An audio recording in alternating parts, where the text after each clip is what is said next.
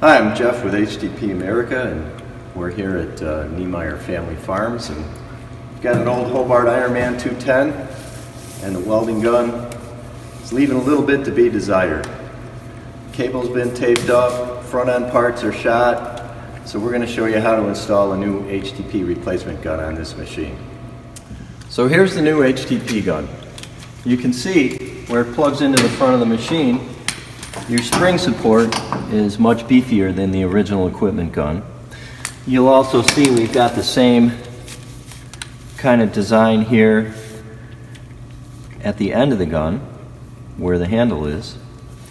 And if you look at the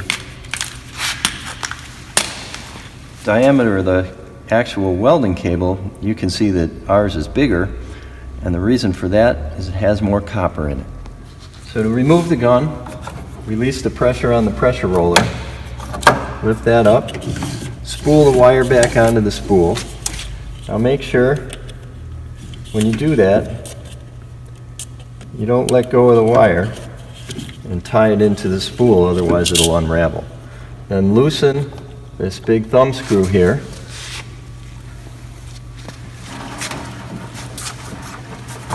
And pull the gun out of the front of the welder.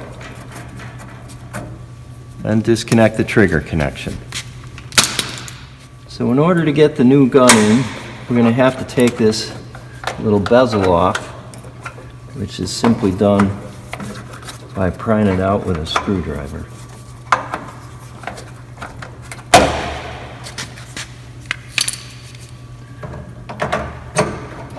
And the HTP gun plugs right into the front of the machine.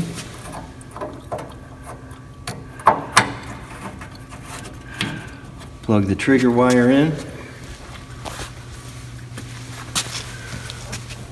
Tighten up your adapter.